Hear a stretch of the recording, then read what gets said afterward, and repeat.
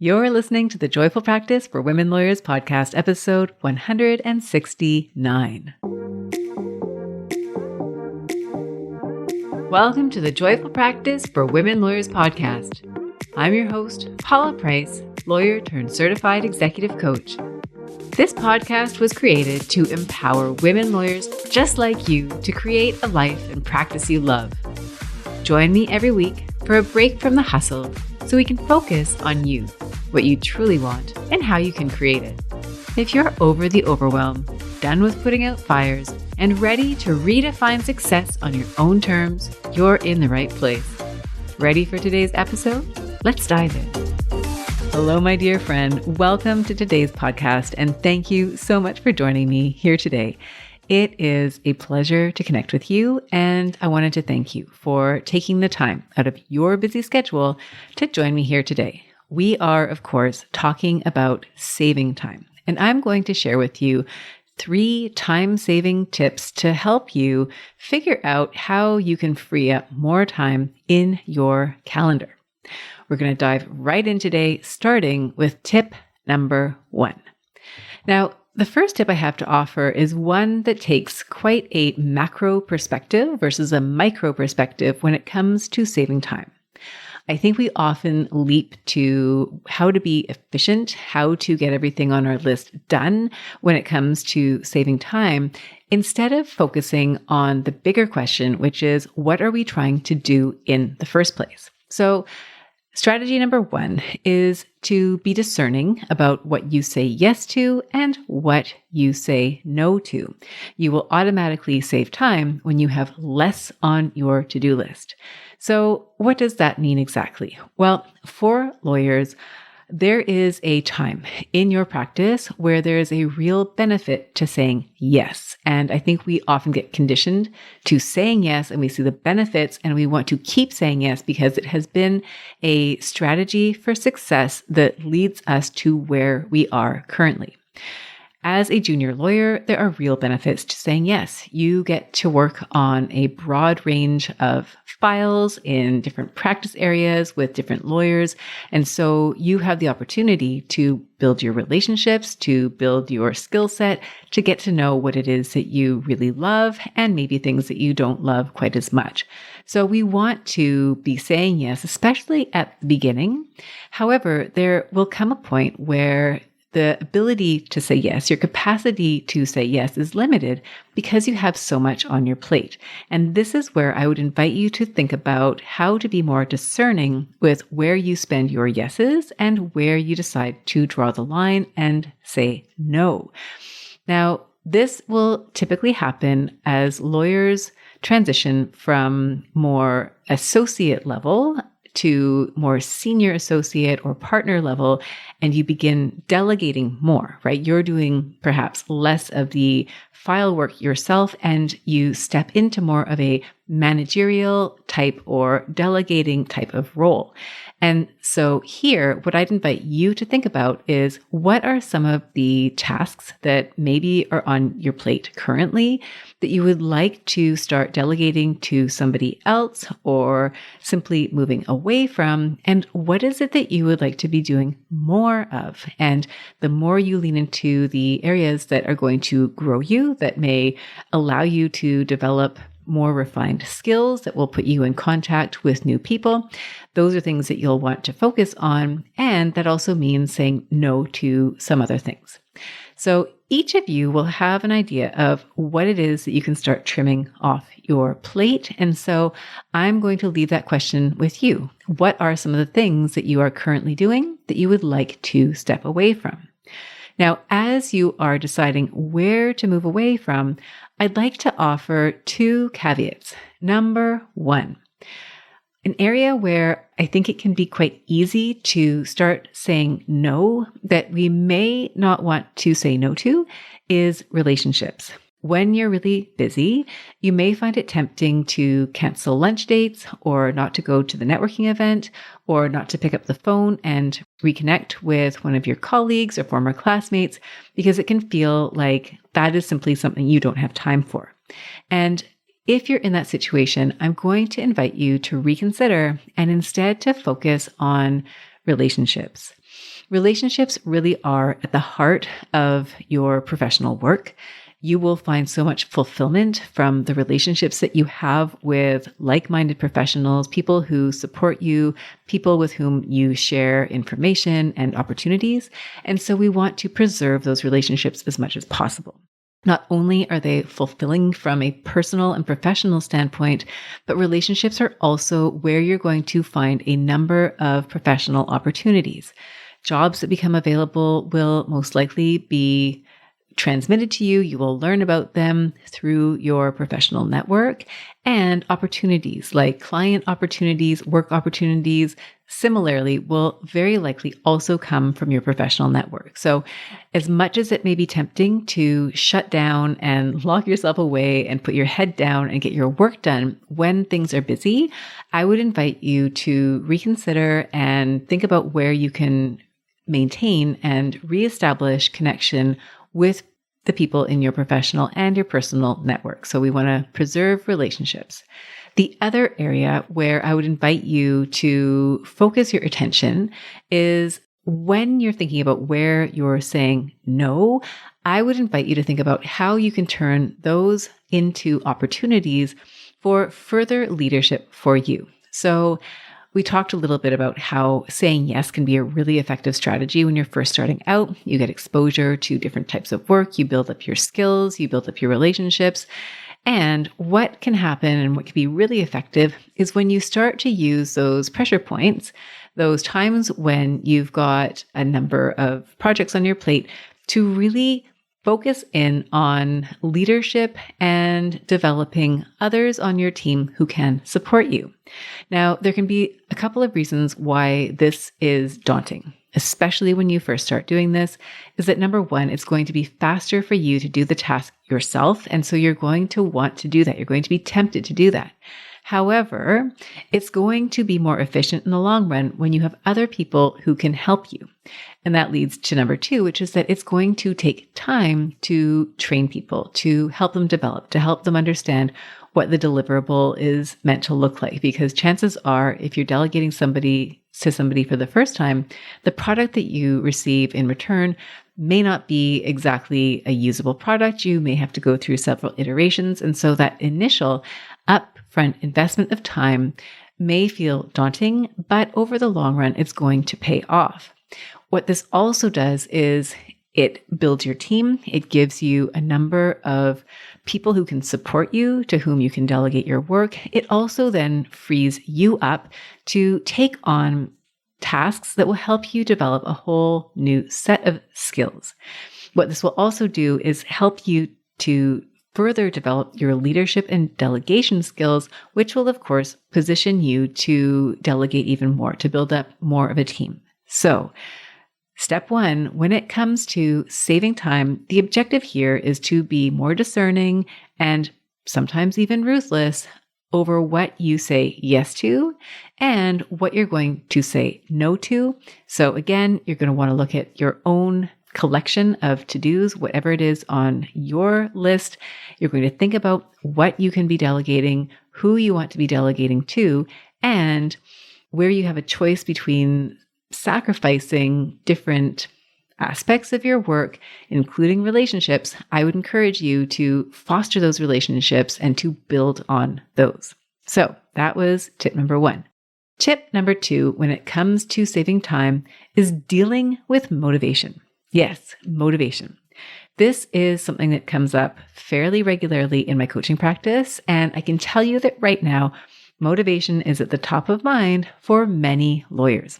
At the time of recording this podcast episode, it's early August. And for me here in Vancouver, that means we have beautiful sunny days. It means a lot of professionals are taking time off. They're on holidays with their families. I keep hearing of everybody going to Europe or some other wonderful destination. I'm hoping to do that myself next year. Fingers crossed. And what that translates to is often slower times at the office. There's less pressure to have things done because there are simply fewer people around. The markets tend to be a little bit slower. There's a little bit less volume of work. And so that can lead to a lack of motivation because you don't have the same sense of urgency to get things done. Now, if you're not listening to this podcast when it goes live and we're not in the middle of summer, there are many other times when motivation can be a challenge. So, for example, if you've had a big trial and you've been highly engaged and productive for several weeks, maybe months, and then you finally come off that trial and you're left with your desk, all the leftovers, the things that you didn't quite have time to get to while you were in trial. You may be tired from having worked as hard as you've been working. Maybe it's a deal. You might be a transactional lawyer and you've just been doing a big deal, and same thing. You find you have been working really hard and now you've got a bit of a break and you're coming back to your desk thinking, okay, what is it exactly that I need to do here? You might find that you simply don't have the motivation that you normally have to dive in and get your work done. So how do we save time when it comes to motivation, or perhaps more particularly, lack of motivation? So here is where I would like to offer to you that if you are struggling with motivation, many lawyers struggle with motivation, the time-saving tip here is to not let that be a problem for you. We can lose a lot of time when we start to think of motivation as something that we should have, something that if it is missing, there is a problem. I can tell you that even when you love your work, even if you love being a lawyer, even if you love the subject area that you practice in, if you love your colleagues, your clients, there will be days where you simply don't feel like doing the work that you need to do. Sometimes it is task specific. So for example, you might notice that when you go to write your invoices, or you have an email you need to prepare, or you have a communication with opposing counsel that you dread, there are going to be moments where you simply don't feel motivated. And when we can tell ourselves that it is okay not to feel motivated, we remove a layer of resistance and we can remove some of the delay and procrastination that we might feel if we are waiting for that motivation to somehow arrive.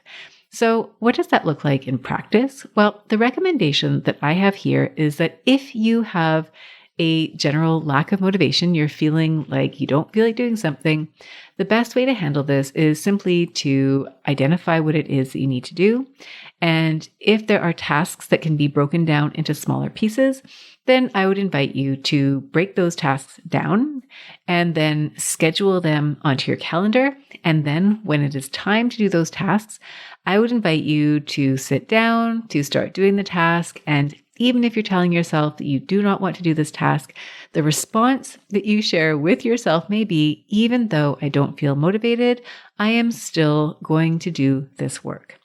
It can be really helpful to have that internal dialogue with yourself. Even though I don't feel motivated, I'm still going to do it. That can be the tip that you need, the step that you can take that will get you over that hump and into actually getting started on the work. And once you get started, you'll probably find that it gets a lot easier to then complete the task. So the idea here is that instead of resisting the lack of motivation, we're simply going to accept that that is a part of life, that is a part of your practice, even if you love your practice, and we're simply going to break down that task, schedule it, and go ahead with it anyways. Now, there are times where a lack of motivation is more than a situational thing. It's more than summertime and the office is kind of quiet, or you've been on a big project and now you're in a lull. What I would invite you to consider is that if you've been going through a stretch at work where that motivation has felt prolonged, or I should say that lack of motivation has felt prolonged, chances are you're dealing with an energy issue or you're dealing with a substance and connection issue. The energy issue might be that you're tired, that you have been working really hard, you haven't given yourself a break, and I'm not saying that, sorry, that came across sounding a little bit harsh. It's not that you don't want to give yourself a break. It's simply that you haven't had an opportunity to give yourself a break. And so if you're struggling with an energy issue, you're feeling tired, then it may be time to take a holiday, take a break from the office. If you can't take a break from the office, it might be an opportunity to try to shrink your workday down a little bit and build in a little bit more rest outside of the workday. So if it's an energy issue, we may want to take some proactive steps to deal with that. That might help you resolve the motivation problem. It may also be a lack of connection with your work. And this could be that you are no longer really engaged with the substance of the work that you're doing. You might find that the environment in which you are working is no longer a really good fit for you. And so the lack of motivation may be a bigger picture problem rather than a situational problem. So here, when it comes to that lack of motivation, if it's something that seems fairly transient, then that's fine. We can simply allow ourselves to work through that lack of motivation. And the way that we save time is simply by accepting it and moving forward. If, however, that lack of motivation is a sign of something bigger, it's an energy issue, or it's a sign that we're not really connected to the work that we're doing, then we want to investigate that. And that's where you may want to reach out to somebody, whether it's a colleague, a mentor, a coach, a counselor even, and you're going to want to investigate that so that if there are changes that you need to be making, you can go ahead and make those changes. So that was tip number 2, is dealing with lack of motivation. Now, the third time-saving tip that I would like to offer to you is to create routines wherever possible. There is a reason why what's his name? Steve Zuckerberg or somebody, the guy who invented Facebook, Mark Zuckerberg. Thank you. I'm sorry. This is me midsummer. I'm having trouble recalling names. So anyhow, Mark Zuckerberg used to wear the same t-shirt day after day. I don't know if he still does that. And other famous people like Steve Jobs and others, I think Edison maybe, were known for maybe it was Einstein. Anyhow, people who wear the same clothing every day, day after day. And the reason for that is because it reduces decision fatigue. It creates a routine, it creates a system so that you're not spending energy thinking about what you're going to wear. And so I would invite you to take that same strategy and apply it to your workday. And there are many places where you can use routines to help you save time.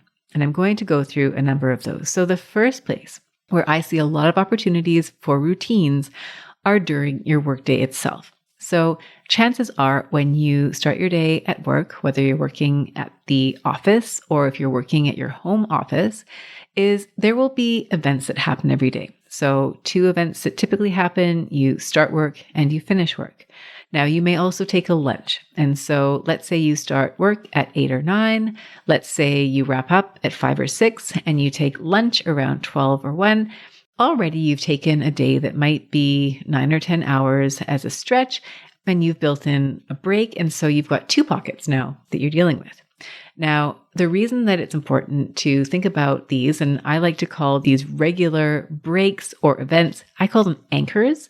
And the reason that you want to look at your anchors is that they become really helpful tools for scheduling your day. So when you start to have consistency in your anchors, you now have pockets of time during your day that you can schedule activities. I would take it a step further and look at where you might break up your morning, right? So if you've got a stretch of 4 hours, there might be a break halfway through that 4 hours where maybe you walk around the hall, or you grab yourself a coffee, or you go for a walk outside. Same thing in the afternoon. So instead of having 4-hour blocks, you now have 2-2-hour blocks. Now, the reason that we want to do that is because it then becomes even easier for you to start matching the tasks that you have on your list. And I'm hoping that you all have a list of your tasks, things that you need to do, that you can then slot into your days. So we're working with the natural cadence of your day. We're not reinventing your day every single morning. We're dealing with the same structure of day, and then we can use that to schedule your activities. Now, I also think it's important to know yourself and when certain activities are most appropriate for you. I like to do this based on your energy. So if you are a morning person and your best brain is in the early morning, then I would encourage you to think about scheduling your thinking tasks, your drafting, anything that involves a high level of thinking. I'd encourage you to schedule that in the morning. And by default, you would then put things like administration or meetings into the afternoon. So now we can see how we're developing a formula for your ideal day. Now, it doesn't mean you're never going to deviate from that, but it starts to make it easier for you to decide where things go. You've got a meeting coming up. Okay, well, let's see if there's an afternoon free for that. If there's not an afternoon, then you can slot it into the morning. Other things that happen every day, chances are you have emails that you're dealing with on a regular basis. And depending on your practice, you might find there's a heavy flow of email in the morning, or maybe there's a heavy flow of email in the evening. Sometimes it depends on the time zones of the clients that you're working with or colleagues that you're working with. So you can predict with reasonable accuracy when the email traffic will be at its highest, when it will be at its lowest. And again, you can plan around that. So the idea here is simply to predict what you think is going to happen in a day and develop a sketch of what your days are going to look like, and use that, use your anchors, use the predictable patterns to plan your days relatively consistently to maximize those time slots, to maximize your energy levels. Now, another strategy that I would recommend when it comes to routines is to give yourself a day during the week when you can deal with overflow. Even the best laid plans often get sidetracked by interruptions or last minute projects or something unexpected. And so we want to be able to deal with our work in a way that we're not having to catch up. Maybe at the end of the month, we want to have a consistent place where we can catch up on work. And what I love to do is to have days of the week that are designated days for maybe a longer day. So for you, that might be a Thursday evening. You have a little bit of extra time at the office. For me, it has traditionally been on Fridays. That's when my husband doesn't work. And so I have more flexibility when it comes to my work. And so typically I'll have an earlier start, a later end to a Friday. You might find that there's a good chunk of time on the weekend where you like to allocate some time to deal with anything you didn't get to during the week. You might find that's a really good time for that quiet work, that deep thinking work, because the email is a lot quieter. You're not expected to respond right away. So you might have pockets that you can use for that. I also think weekends can be a great time for planning. Again, you can plan comfortably. You can have a nice date with yourself where you sit down with your calendar, you forecast the week ahead, you sketch things into your calendar. So again, you're thinking about what happens every week. What are some routines that you can create so that you're not having to rethink it? You're not having to come up with fresh ideas. This is going to save you time because you're not creating a new schedule every day. You're simply taking an existing schedule and slotting things in. Other areas where you might create routines, capturing your time. So if you have a consistent way of recording your time, I think we all have heard that contemporaneous time recording really is the best. You get your time in right away. Your descriptions are accurate. You don't have to go back in time and recreate. Your estimates or the amount of time you spend is accurate. So that might be something where you develop a consistent routine around how you enter your time. Meetings, if you've got meetings that you regularly have with team members, you might decide that every Monday you're going to meet or every Tuesday you're going to meet and establish a consistent time so that that's simply locked into the schedule and it's default unless for some reason you need to cancel it. You might also think about when you do your admin. So maybe Monday morning is a good time for you to do admin. You arrive at the office, you find you need a few minutes or maybe a couple hours to warm up, get back into the work week. That might be a good time to deal with some of the admin tasks that accrue every week. And then finally, you might also think about ways that you might create routines that are outside of the office. So here you might think about meals, right? What are some regular meals that you like to have? What are the clothes that you like to wear? You don't have to be Mark Zuckerberg wearing the same t-shirt every day, but do you have a relatively consistent way of dressing for the office? And is that easy for you? And then exercise. Do you have routines that feel good to you, that are reasonably consistent so that, once again, you are not reinventing the wheel every time you need to go and get some exercise? So, my dear friend, those are 3 top time-saving tips to help you to save time during your work week. And just to recap briefly, number 1 is dealing with the intake and deciding what goes onto your to-do list and what doesn't go onto your to-do list. And so here, I'm inviting you to think about those tasks that maybe you no longer want to have on your plate, thinking about how you can prioritize relationships and prioritize delegating and building a team to support you.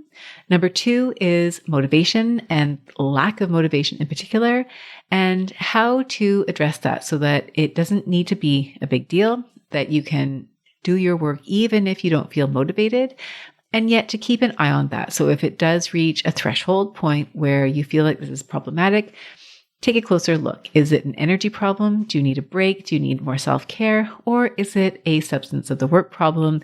In other words, are you maybe at a point where it's time to start thinking about a change, whether in your practice area, whether in where it is that you're currently working? That's number 2. And then finally, number 3, routines. Where can you establish routines, practices that you can put on autopilot so that you're not rethinking the structure of your week every week, so that you're able to rely on consistency in order to make your planning more consistent, to save time, and be productive. So those are the suggestions that I have for you this week. I hope these have been helpful for you. I hope you've been able to think about how they apply to you in your particular practice. And if you ever want to dive deeper into your practice, if you'd like some help to schedule your time more productively, if you want help dealing with any challenges you're having with motivation, if you are looking for someone to support you and help you identify where to set boundaries, I would absolutely love to help you with that. It's work that I do regularly with the lawyers that I work with. And if it's something that you'd like help with, I would love to hear from you. So thank you so much for joining me. It has been a pleasure, and I wish you a enjoyable and productive week. See you next week. Bye for now. If you enjoyed today's show and don't want to miss an episode, subscribe and follow the show wherever you listen to your podcasts. If you haven't already, please leave a rating and review. Your feedback will help me create a podcast that's tailored to your needs and goes straight to the heart of what matters to you. For instructions on how to subscribe, rate, and review the podcast, visit www.thejoyfulpractice.com/podcast launch. See you next time. Thank you for listening to this episode of the Joyful Practice for Women Lawyers podcast. If you want more information, visit www.thejoyfulpractice.com. See you next week.